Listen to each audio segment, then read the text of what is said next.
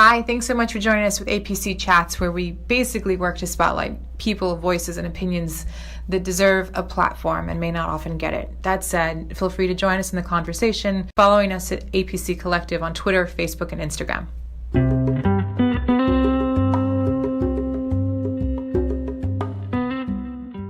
I'm joined by Nora Comstock, who for many, many years has led an organization called Las Comadres.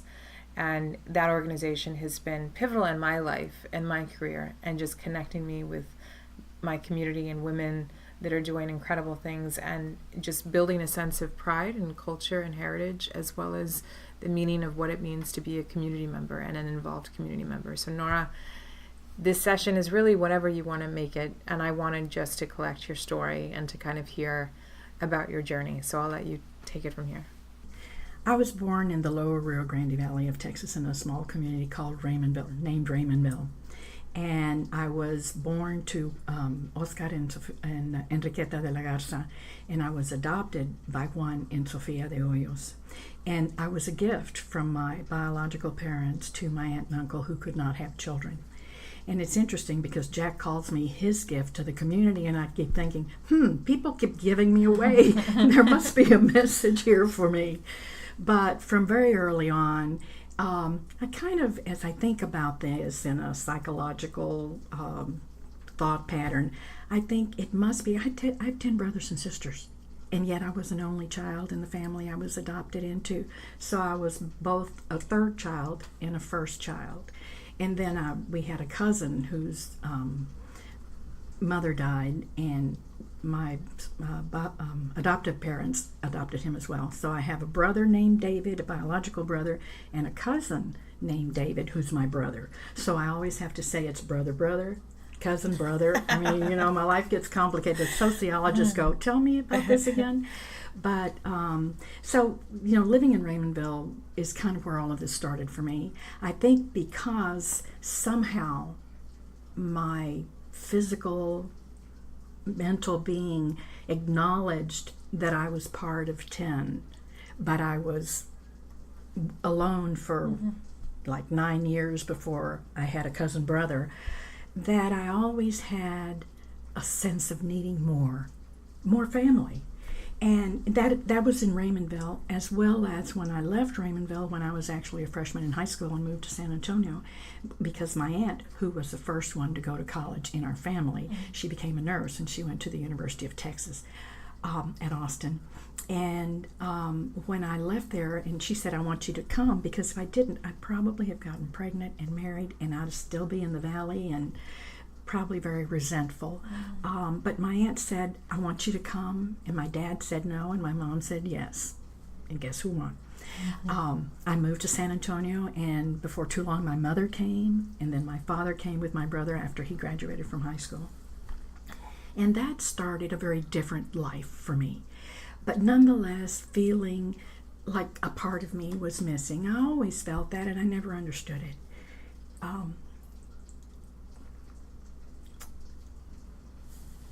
I dealt with being adopted, not because it was hurtful to me. It wasn't.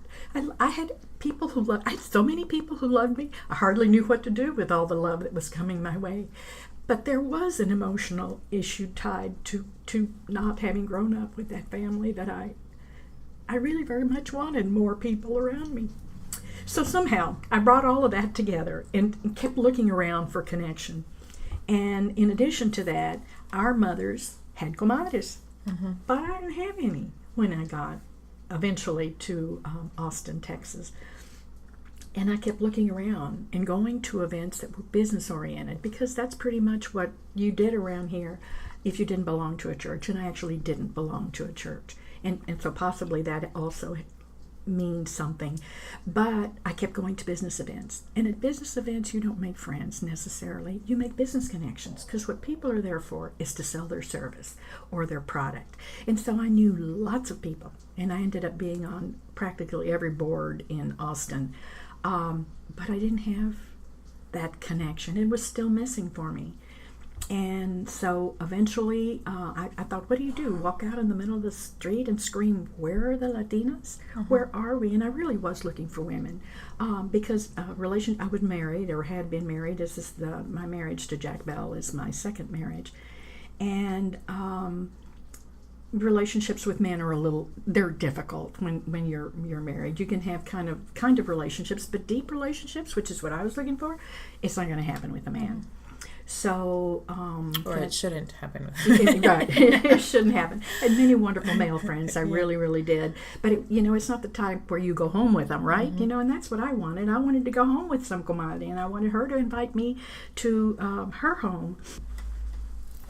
Okay. So again, I wanted to go out in the street and yell, "Where are you guys? I can't find you."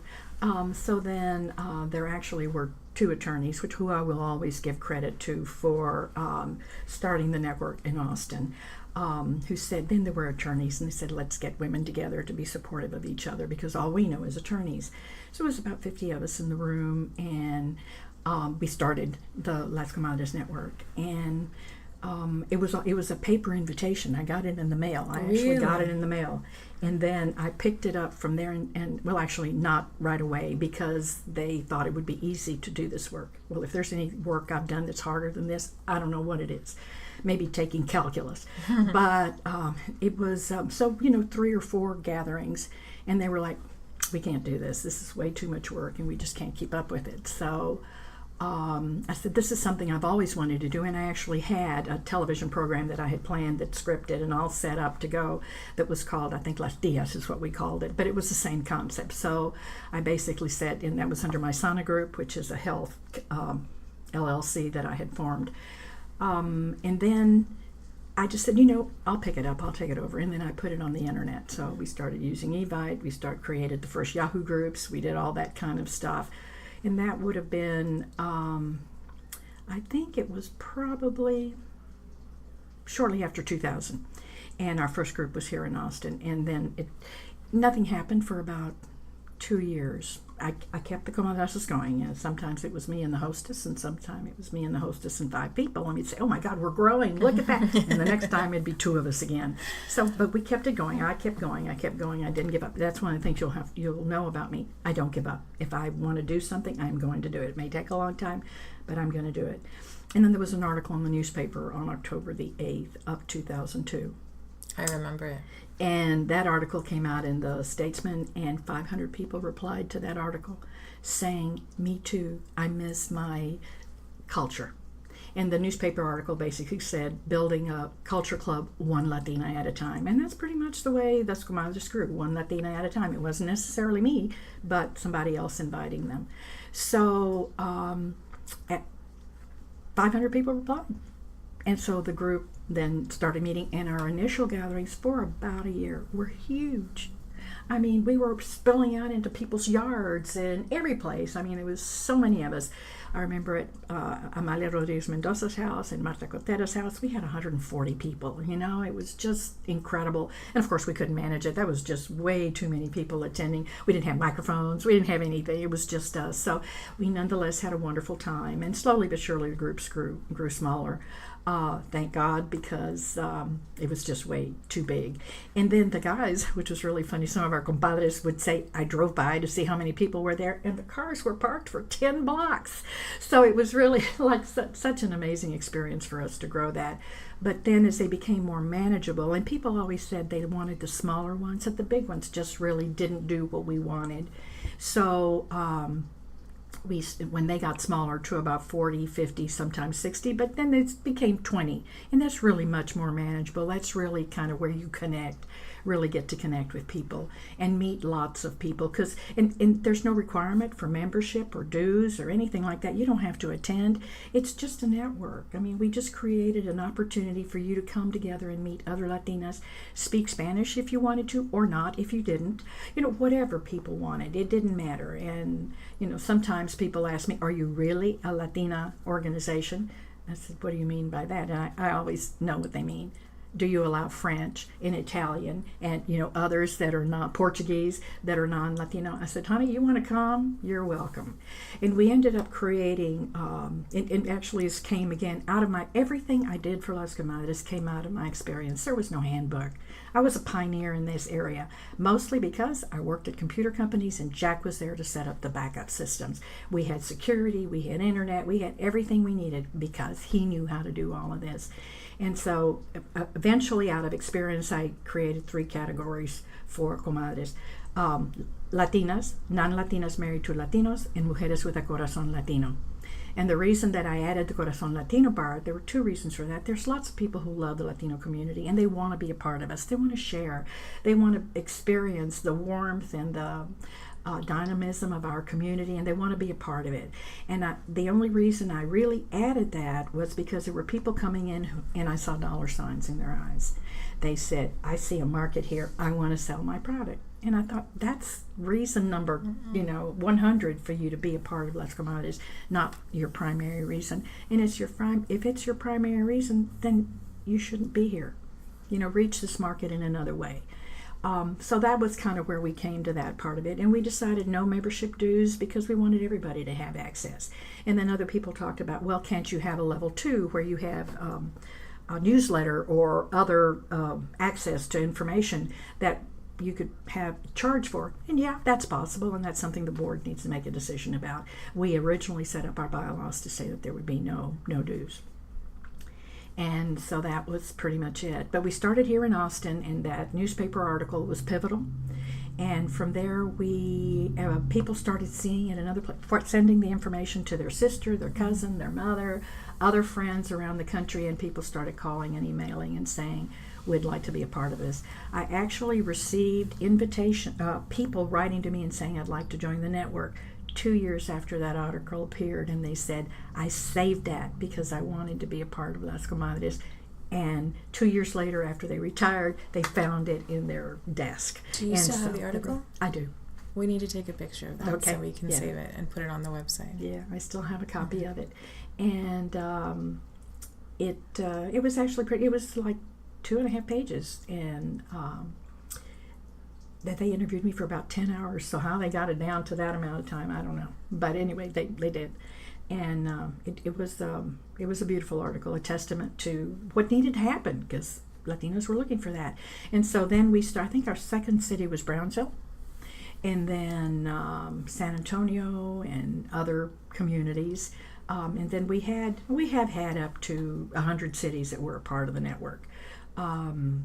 And I know that a lot of people are looking for the social media in order to be able to access, and it's something that needs to happen. I'm very much attuned to that. But we could grow bigger. It is a challenge because you have to find people in the community that are willing to do the work that it takes to grow the community with no pay. And the only real recognition that you get is your name at the bottom of the email saying you're a coordinator. We haven't been able to pull off getting pictures for all our coordinators, which we really should, because without them we wouldn't be where we are. So we ended up creating these networks all over the country, and we had about maybe 40 where we actually had comadrazos each month, but it is hard to keep that work up, and I think we may have 20 communities now where we're actually active. I think I can build that activity back up, but it's going to take focus. I'm going to have to say I'm going to do it, because people are still calling me and new communities still want to come online, but I know how much work it is, and I try to explain to them this is not it's not going to happen overnight. Just because you build it, they will not come. You have got to get out there and you've got to share the information, and slowly but surely, and you've got to stay consistent. I mean, if you don't stay consistent, it will go away. And so it took a lot of time to do that, and then we need to create invite systems, how we're going to invite people, and then actually, I believe that Evite limited the numbers of invitations you could send because of us, because I was sending 1,000 invitations and they were like, no, you can't send this many, and they did it at 500, and then they went to 300, and I don't know where they are today. But we actually had arguments back and forth on email because Evite wouldn't let us do that many.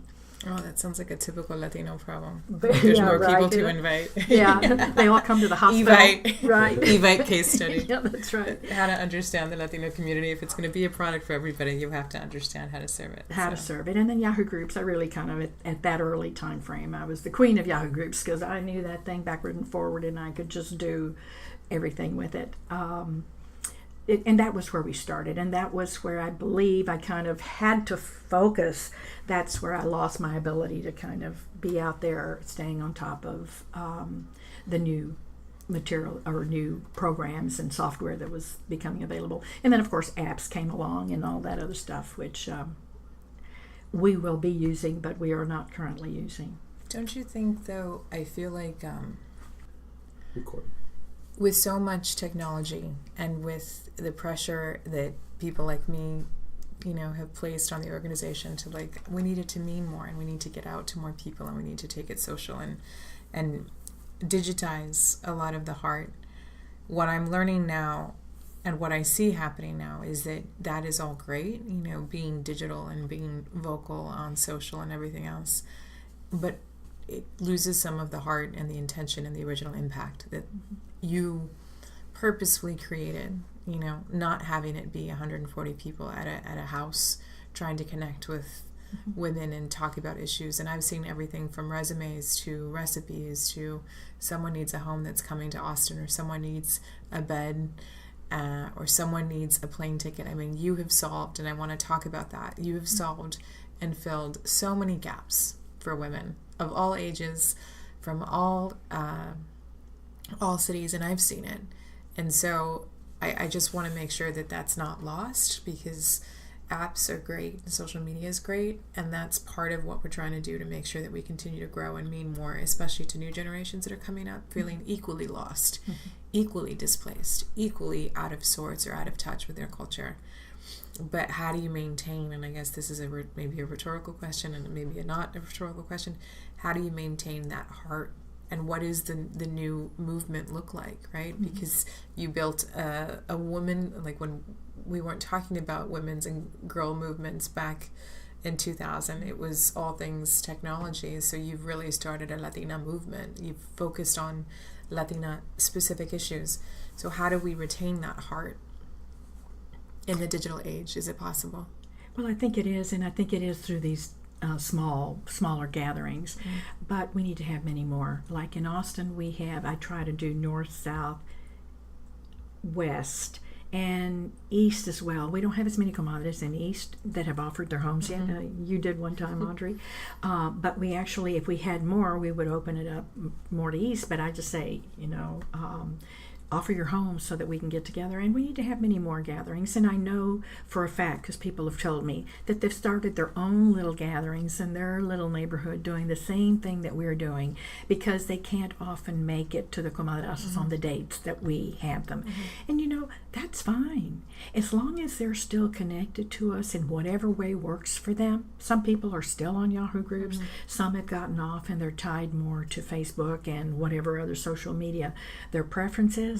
As long as we offer them those options for them to stay connected, and as long as I'm alive, I will keep Yahoo Groups alive, because that's the way I do it. That's the way I communicate. That is my and the other way is it maintains kind of a little bottleneck, so I'm not so overwhelmed by all the emails from everywhere or all the social media that would come at me. I can't handle that much stuff. So through Yahoo Groups, it kind of keeps it a little bit smaller and manageable for me. Not because I want to keep anybody out, it's just I can't manage all of that. And that's a medium that allows me to do that. So what do you think, in talking about community and in community engagement, what does it look like in 5 years or 10 years? Like, do we still have the same needs or the same tools or resources? What is it going to look like for Nora 3.0? Well, a lot depends on what happens in this country. Because if we are more included in the mainstream, there will be less need for what we offer. It'll still be important from the cultural perspective to us, but we're involved. We have the jobs. If our community mirrors, if the jobs and the high level positions and the government opportunities and so on mirror our community, it's just fabulous. We just continue to promote ability, in doing the right job, which is what the United States has always talked about, that the best person gets a job, and because you're prepared and all of that. When that happens, then we're in a different place. We really go much to a cultural and very, very interpersonal type of thing. But while our community is needing for us to step up, because we don't have the jobs, we don't have the visibility, we don't always have the education, and getting it is difficult because of family, because of work, because of transportation, location, so many things.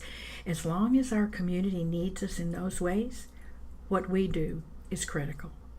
We share a lot of jobs. We have to do more with putting those jobs on. The LinkedIn, the whatever the software platforms are that allow for that. We have to do more of that. We have to do more of preparing ourselves. We have to support each other in those efforts. We have to let people know that those jobs are open. And that's one of the first things that I saw as my mission, was that I knew everybody, because I was on all the boards, and so I had social capital. And so what do you do with social capital when you don't use it? You sit on it and nothing happens. And I didn't want that. I wanted to use my social capital to open doors for other people. And so once I was kind of there in making a system available to others, they could use their social capital to help us. And so that's what that became. All over the country, we had jobs in Washington and LA and Miami and New York, Chicago, Dallas, Houston, San Antonio, you name them. We knew the jobs, and so we started sharing them, and people would look at them and go, wow, that would be available to me? Yes. And then helping each other. Now, I've looked for mentoring programs that, to kind of model some mentoring programs. And the Latinas that were in those positions said, I couldn't add one more thing to my plate. And it's true, because everybody knows the main group of people, and they're the ones that are recommended to be on all the boards, to apply for all the jobs, and that sort of stuff. And the demands on their time are so great that they can't even mentor us. So we need to grow that group. We need to figure out how to support each other in just representing our communities, all of us. I know that the Vietnamese community, that's a third language spoken in the Austin area. English, Spanish, Vietnamese. That's a community that needs a lot of work, a lot of support, so that everybody needs it. I'm focused on Latino because I know the need. I'm part of the community. People know me, understand what I'm trying to do, but I would open a door for someone else as well. It is, in the end, about helping each other as an entire community. But I do want to see more Latinas and Latinos out there, because our children need to see us as role models. They don't. Right now, they don't see themselves. They go to school and they see somebody who doesn't look like them, and they think, I can't get there. There's nobody like me there. And so we really do need to focus on the mentorship, as well as the money, which will help us to get via scholarships and other things to get into the programs. And also the recommendations. Those recommendations are key, not only for school, but for jobs. What are some of the biggest success stories? Because I think from jobs or mentorship or access to resources, you've done a lot, and I've glossed over what those look like, but what would have been some of your biggest successes? It's interesting. I have a lot of testimonials that I've asked people permission to put up on the web, and I never get it done, mostly because I can't do the web, right? And that always becomes problematic when you can't do the work yourself. And then there's so much work to do that kind of is on the back burner. But a lot of people, first of all, there's a lot of people who have benefited from emails and things that I've sent out that have never told me they did. Years later, they'll say something like, my husband got a job through Las Comadres, and if it hadn't been for that, he's still working for the same company that he started out with 10 years ago, and if it hadn't been for your email, I don't know where we would be. Then there were women who told me they received scholarships. I remember one very specifically, and this was in the early years. I sent out, and this was all done by hand. Remember this was brute work. It was like pulling it together, putting the message together, sending it out to all the communities. And she was in Houston, and she was working at MD Anderson Cancer Center, and she was a PhD student. One of those emails identified scholarships, and she and her dissertation chair agreed that was a good thing for her to apply to, and she did, and she got $150,000 to help her finish her research and write her dissertation. Then we've also had, many people who told me about jobs, and also I would send information about other programs that were available, like going to Spain. It was Líderes, something or other program, and several of the comadres applied for them and went to Spain and were a part of that program, and many others. And we've helped. We have a book club. I created a book club in 2006, and actually it was a teleconference, because at that time I knew how hard it would be to start physical book clubs. I was already doing it with the comadrazos, so physical book club, I couldn't take that on. So we started the teleconferences, and we did that because I had a young woman who was working here with me, a volunteer, and I gave her a book by a Latina, and she looked at it because I didn't have anything to pair her with, so I gave her the book, and she said, "Oh, I've never read a Latina author before, other than South American, like Isabel Allende and other people. She had never read a Latina." And I looked at her in shock and went, "Oh my God." And then I thought, 5 years ago, I would have said the same thing, and at that time I was 50. So at 45, I would be able to tell you that I hadn't read a U.S. Latina prior to that time. And I thought, what a travesty. So teleconferences were something I knew how to do. I didn't know how to do, but I figured it out and started the teleconferences. And the early ones, which we do have in our archive, I didn't mute. So everybody's talking and washing dishes and whatever else you do while you're on the phone. And we were talking to the author. Our first author was Sandy Barron out of Boston area, or sorry, it's up in the Northeast. And her book was Heiress of Water. And the next book was Ana Nogales' book, Latina Power. And then, we went on from there. And then in 2008, we actually created a physical book club with the Association of American Publishers and other publishers in New York City. And that's when our physical book club started, and it was just like not easy. There were no manuals. We created I'm sure manuals were available. They just weren't available online. So we had to create our own manual starting from scratch. And so we did that, as well as a Comadres handbook. I created a manual for all the stuff that I was doing and what it took to do it, because I had to train coordinators. And but the book club started in 2008 officially, and it's still going today. It is hard work to keep it up, but our authors tell our stories. And if we do not support them, in the beginning, who will? Until they become known for whatever reason, like Sandra Cisneros, nobody supports them. And so we needed to tell each other so that we would support them. And so that was another major aspect of the work we did, as well as our Texas Public Policy and Civic Engagement Program, because we started that in 2007.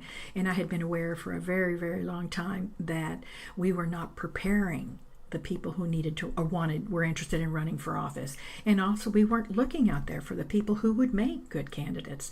So that was a program that I started here in Austin, and the board helped me put that together. I, however, I had to be the one, that kept it going. Because if there isn't one person, minimally one person, things do not go on. So the Texas Public Policy and Civic Engagement Program has been a success. We have had several people elected, including myself, which I always said I would never run for office. And talk about that. Talk about the new role that you've assumed. When I decided to step back from Las Comadres, knowing that I was holding it back because I could not do the work that needed to be done to bring us current with all the social media that was out there. That was a very difficult decision for me in one way, and it is my legacy. This is what I've done for 16 years. So it was hard to step away, but I knew that it needed to happen. It has been difficult for it to happen. Everybody's trying to figure out, it's kind of like having a family business, and all of a sudden you've gone into a different model. And it's a hard transition, but you know what? I think we're there. I think we're ready to move into that new transition. And so I was looking around thinking, I'm not dead yet. I may be 71, but I'm not dead yet. And I have a lot of energy and a lot of passion, a lot of knowledge, a lot of experience. I think I can do something with it. What will it be? There's a number of new companies that I thought of starting. And I thought, do I really want to do that? I thought, no, I'm not sure. And then we were at Comadres in December of 2015. And somebody said, one of our board members at Austin Community College is retiring. And this is her last year. It's a 6-year term. It's a long time. So she's not going to run again, and we need to find somebody else to do it. And I thought, I have a PhD in community college education. I'm looking around for something to do. This might be something I should do. So I came home and asked Jack. I said, Jack, what do you think about this? And he said, as long as it doesn't interfere with the stuff that I do, go for it. And so I did. I started talking to people about my interest in it in January of 2016, and Jack was very supportive. He's not social. My husband does not go to things if he can help it, but he supported me. He went to everything. He was there. I was truly amazed. And his mother said, look at your husband. He's over there talking to all these people. How does he doesn't do that, but he did it for me. And another thing that I owe that fabulous husband of mine. And so I did it, and running a campaign is very different from teaching something you read about. And so I have lots now to share with the Texas Public Policy Program people that come in and civic engagement, because what I really want is more people to run for office. And so I have a lot of personal experience to share. Austin Community College is one of the most incredible jewels that the Austin has. Not only Austin, but the 8 counties that are in our service area. We have many challenges ahead of us, but we're up to the task. We have an incredible administration, an incredible president. That's incredible. And an incredible board. I went there. Did you really? I did. I got accepted to UT on the provisional program because my SAT scores were not great. And I came, and I was the first person among my peer set in school to leave. So I left, and I landed in Austin June 3rd, 95. And I made the grade point average that I needed to continue with UT, but I had a D, and you could only get, I had like all A's and 1 D, and that wasn't necessarily going to fly, because if you failed, it was basically failing. Yeah. So UT said, no, kid, sorry. Despite the 3.25 that I had, it wasn't good enough. And I went to my brother, and I was, in the dorms at Consolving, and my brother was living with my cousin because he was going to ACC. My cousin was going to UT. And he's like, well, what do you want to do? And I'm like, I can't go home. And Dad wants me to go to Trinity or San Antonio. He just didn't want me to be in Austin because at the time, and it's still like lacking in somewhat in diversity. So my dad said, you're probably going to be better off in San Antonio where, people look like you. I'm like, Dad, that's not the real world. Like, how are we going to thrive in organizations or institutions if we only want to go where it's safe and comfortable and everybody looks like us, or it's El Paso? And so my brother took me to ACC and enrolled me.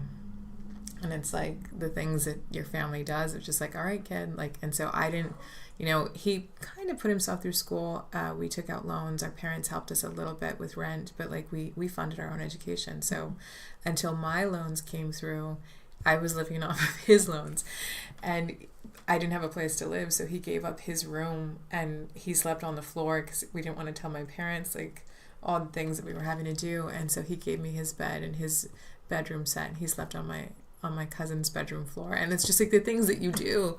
But for a year we went to ACC together, and it's still in our brother-sister relationship, we're very close, but it was that one of the happiest times that we often reference because we took classes together, we'd have lunch together, it was and the caliber of thinkers and professors, they inspired me, and so I owe a lot to ACC, and I'm very proud of that time. Oh, wonderful. Well, I want more ACC stories, which is the reason that I want this. I want to just talk to everybody, and I want to have those in my heart.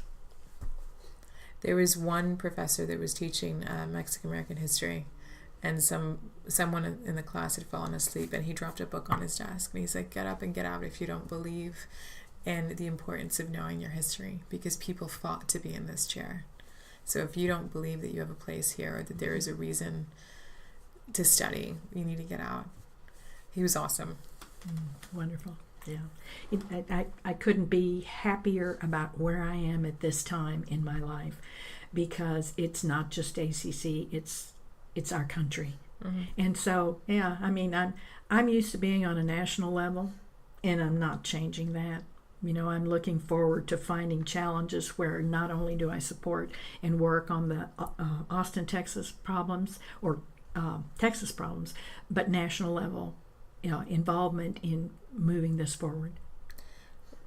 How do you want to do that? What's next for Nora on the national scale? On a national scale, I'm really there's some challenges that the Latino community faces that I would like to take on in terms of our mobility.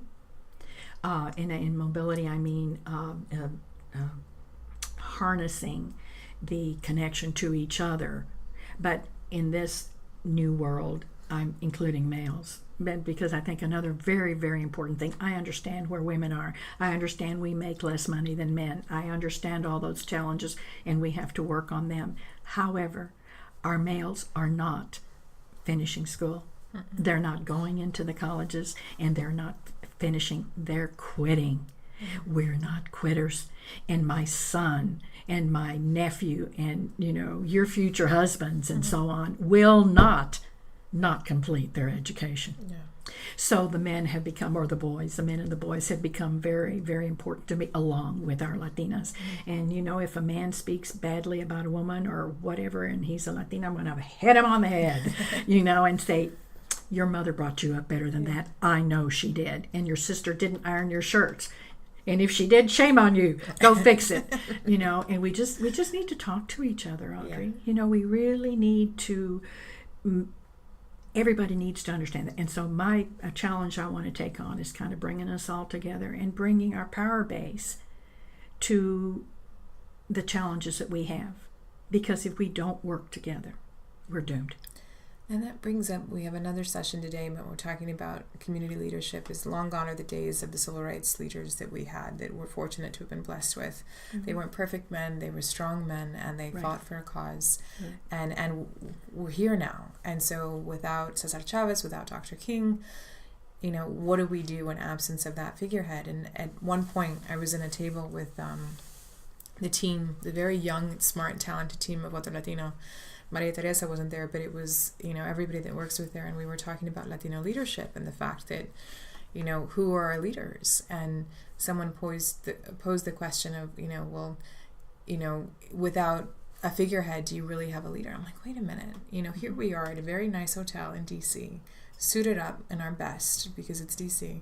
Everybody that was coming into the restaurant was kind of looking at us like, it was probably in, like, we're going to take over. It was like early 2007, maybe.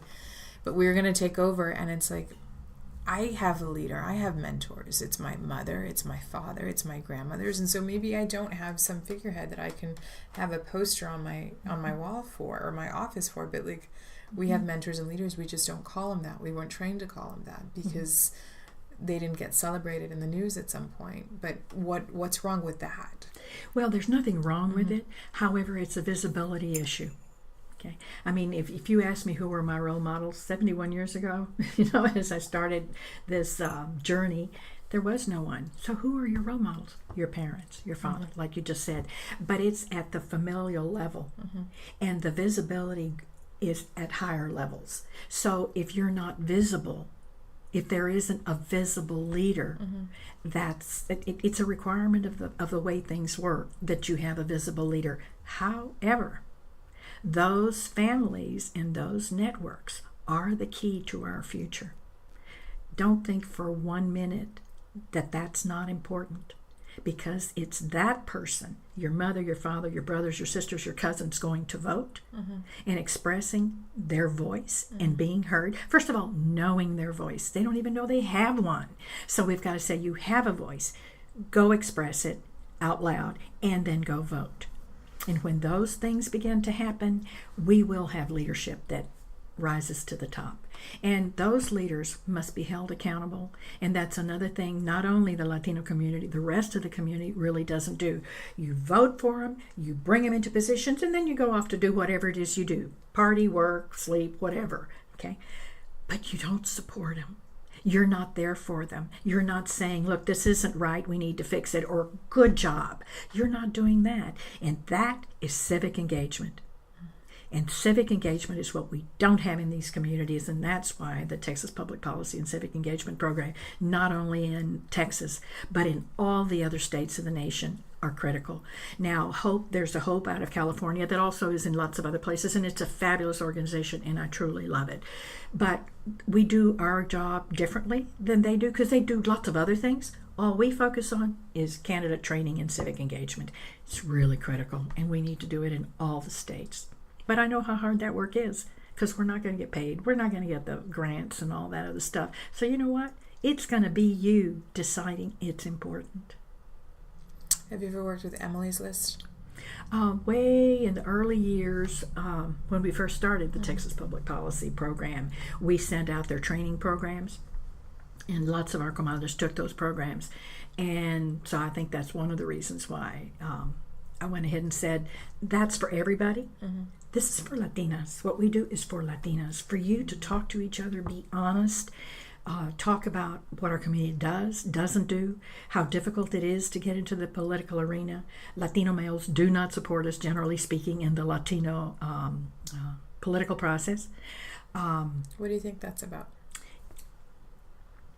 It's cultural. You know, deep down, you're still thinking, you know, the dad is the matriarch or patriarch of the family, when in essence, Mama does a whole lot there, and she has a lot of influence, a lot of pillow talk and lots of other type of talk. So Mom has a lot to do, but moms were always willing to have Dad be the one who did the discipline, who did this, who did that. Mm-hmm. And so it comes out of a lot of that stuff. I'm not going to blame the men for it, but I am going to hit him on the top of the head and say, no. Don't you think, because, you know, Nora, you could have channeled your energy 17 years ago into running for political office or becoming Austin's mayor or something along the lines, but you focused on the harder work, the more, in my mind, the thankless work, the more meaningful work, because you were trying to help in very intimate ways and intimate settings. How much of where we're at with leadership is just, we don't want the recognition and we want to do the work and we'll let someone else shine, but we're continuing to fix and to, you know, to form whatever success stories quietly, but not being out front and center? That's a little bit of a hard question for me, but I think a really important question, and it may be the most important question when it comes to being visible and vocal. My mother wasn't. She did the behind-the-scenes work. I learned from my mother. Mm-hmm. You know, she taught me how to do so many things. The things I can do, many of them today, organizing and all that, came from my mom. Of course, that's where I learned it, and I'm really good at it. So was my mother. And so that's a model. That's a role model I had. Mm-hmm. And so that's what I do.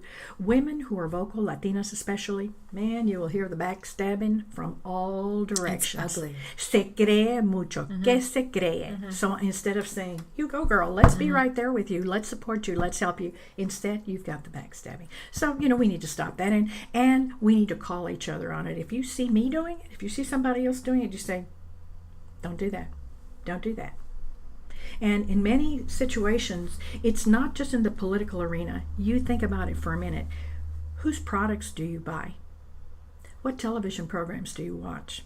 Every single thing we do is backed by your money, your time, your whatever. You go buy those products. So for the longest time, The View did not have any Latinas on it. It has one now, and it had one before that had some issues. I mean, you need to think about these things. We really do. I did not watch The View, and I told everybody, do not watch it. Until there is a Latina that you are happy to have there, do not watch it, because you are voting with your channel changer, and I will not watch them. And I do the same thing with many other programs. If I'm watching TV and I don't see diversity in an ad or something, I ain't buying it. And I recommend that the rest of you seriously start thinking about this. If you haven't, pay attention to what you're buying. Pay attention to what you're doing. Pay attention to who's paying attention to you. I mean, it may be that they're interested in you because of your money, But honey, make them spend it on you. Don't just give them the free ride because you watched it or you did this or you did that. Become civic. That is civic engagement, just like everything else. And so my mom did teach me that. Mm-hmm. And so that becomes really important. And so as a Latina, support each other. Do not let anybody backstab somebody else. If you need to talk about stuff, talk about it in another room. But when you come out in front of people, you be supportive. We need to make sure that we treat each other with the utmost respect. Agreed, 100%. There are organizations that started way back when, like LULAC and NCLR. What role do they have in the future? What do you see as the gaps that they fill currently versus what they need to be doing in bigger and better ways moving forward? They've been around a long time, and we owe those organizations a great debt of gratitude. I have been in LULAC on and off. I have been involved with NCLR again on and off, and I used to go to all the conferences. They became expensive. After a while, I mean, how do you do all those things? There's just way too many things to spend your money on, and if registration costs $300 and a booth or whatever it is just really, really expensive. So those organizations, when their cost structure eliminates the possibility for us to be a part of it.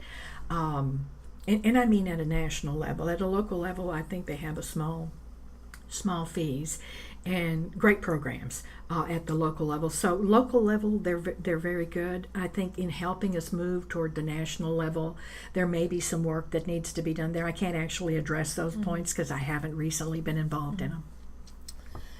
And I guess my hypothesis is that there's a lot of great work that they're doing and that not many people know about. And if I were to ask, my colleagues that are 25 and younger, they don't necessarily understand the history, the legacy, or the work that gets done. And so how is that an opportunity for organizations such as those, and even the ones that we're involved with, Las Comadres, like what is the opportunity to move it forward in a way that is mindful of the generations that don't necessarily see the struggles or the reasons that these organizations started.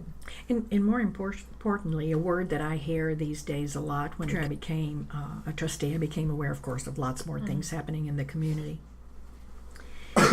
It's a program called Building Bridges.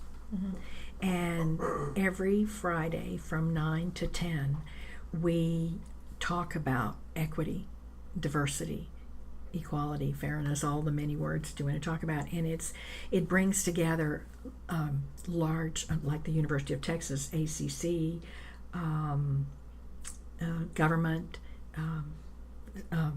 state, and national as well as local government to talk about these issues. And I have met so many people and heard about so many programs. And that is one of my favorite things to do every Friday from 9 to 10. And it meets at the NAACP headquarters on 12th Street. And it's an amazing thing. And I get up looking for all week long. I look forward to going there. Can anyone go? Anybody can go. And it's Latinos and Asians and definitely African American. It's in NAACP headquarters. These people have been doing this work for such a long time. A very long time. And it is just amazing. And there's a lot of energy around doing it. A lot of energy, and it's one of my favorites. How much of that has been renewed with this latest election cycle?